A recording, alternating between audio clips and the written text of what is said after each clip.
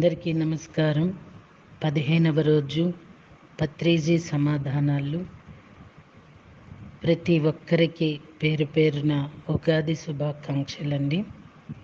So దివ్య నేత్రం గురించి మరింత వివరించండి. మీరు శ్వాస మీద ధ్యాస పెట్టినప్పుడు సహజంగానే దివ్య చక్షువు ఉత్తేజితమవుతుంది. మీకు ఏవేవో కనిపిస్తూ ఉంటాయి. మొదట వివిధ శ్రేణుల్లో రంగుల్లో కనిపిస్తాయి. ఇంకా చీకటి వెలుగులో సొరంగంలో ప్రయాణించటం, అస్పష్టమైన దృశ్యాలు కనిపిస్తూ ఉంటాయి. అవి స్పష్టతను సంతరించుకోవటానికి మన ఎరుకను పెంపొందించుకోవాలి. ధ్యాన సాధనను పెంచాలి. ఎందరో గురువులు కనిపిస్తూ ఉంటారు. గత జన్మలన్నీ చూసుకుంటాం. ఈ దేహాన్ని వదిలి సూక్ష్మ శరీరంతో సూక్ష్మ లోకాల్లో సూక్ష్మ శరీరయానం చేసి విశేషమైన జ్ఞానాన్ని సంపాదిస్తాం. ఇదంతా దానంతటదిగానే సంభవిస్తుంది. ఈ అనుభవాలన్నీ విపంసన అనే అంటాం.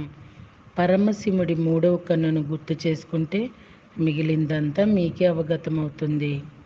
నేను ధ్యానం చేస్తున్నప్పుడు 3వ కంటితో ఏవేవో దృశ్యాలను దర్శిస్తున్నాను, కానీ వాటిపైన దృష్టి పెట్టడం లేదు. 3వ కన్ను తెరుచుకున్నప్పుడు మీ ఏకాగ్రత అంతా అక్కడే పెట్టాలి. ఉత్తేజితమైన దివ్య దృష్టిపై శ్రద్ధ ఉంచాలి. ఇది ఎలా ఉంటుందంటే, మీరు బిజీగా ఉన్న సిటీ రోడ్లపై ప్రయాణం చేస్తున్నప్పుడు మీ శ్రద్ధ అంతా కూడా డ్రైవింగ్ పైనే ఉంచాలి. ఒకవేళ మీ ధ్యాస పక్కకు మళ్ళిందంటే మీరు బండి సరిగా నడపలేరు కదా.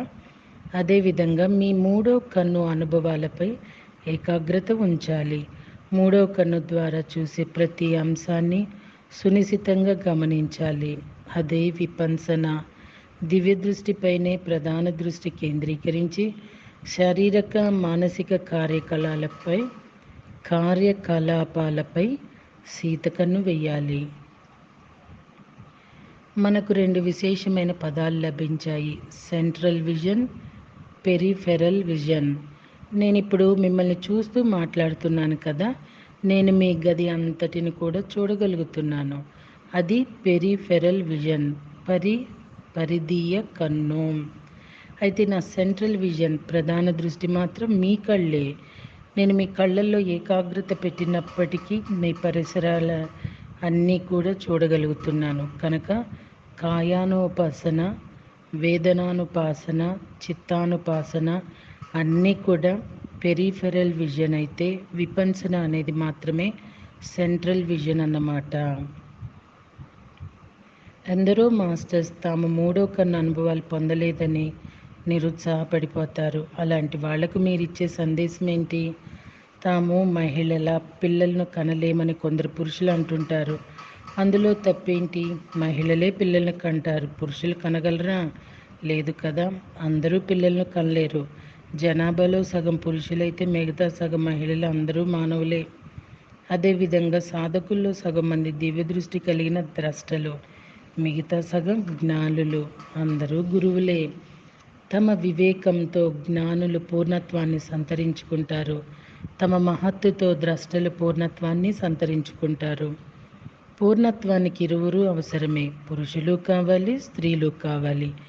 ఏకకాలంలో స్త్రీ లేదా పురుషులు రెండూ అవ్వలేరు. అది అసాధ్యం.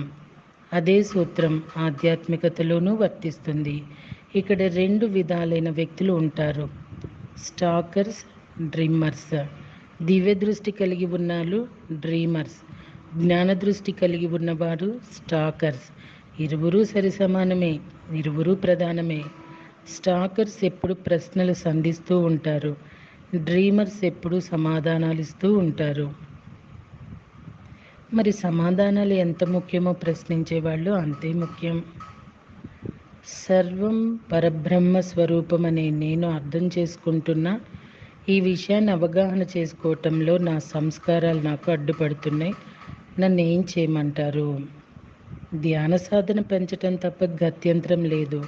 మీ దివ్య దృష్టిని ఉత్తేజితం చేసుకుంటేనే అది అవగతమవుతుంది. 3వ కన్ను తెరిచి చూసుకోండి.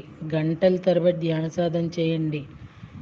ప్రతిరోజు 12 గంటలు ధ్యానం చేయండి. మౌనంగా ఉండండి లేదా తక్కువగా మాట్లాడండి. అస్తమానం బ్లా బ్లా బ్లా అని మాట్లాడడం మానేయండి. శ్వాస మీద ధ్యాస పెట్టండి. అప్పుడే ఈశ్వర ప్రణిధానంలోకి ప్రవేశిస్తారు. ధ్యాన సాధనకు ఇతోధికంగా తోడ్పడే ఉపకరణాలు ఏమైనా ఉన్నాయా? నేను కొంతమందిని తీసుకుని అడవుల్లోకి వెళ్ళటం ప్రారంభించాను.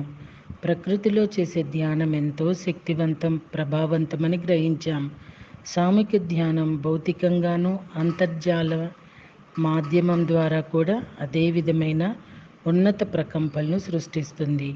సంగీత ధ్యానం, పిరమిడ్లో ధ్యానం, పౌర్ణమి ధ్యానం ఇవన్నీ దేనికవే 3 రెట్ల అధిక శక్తిని ప్రసాదిస్తాయి అని మేము అనుభవపూర్వకంగా గ్రహించాము.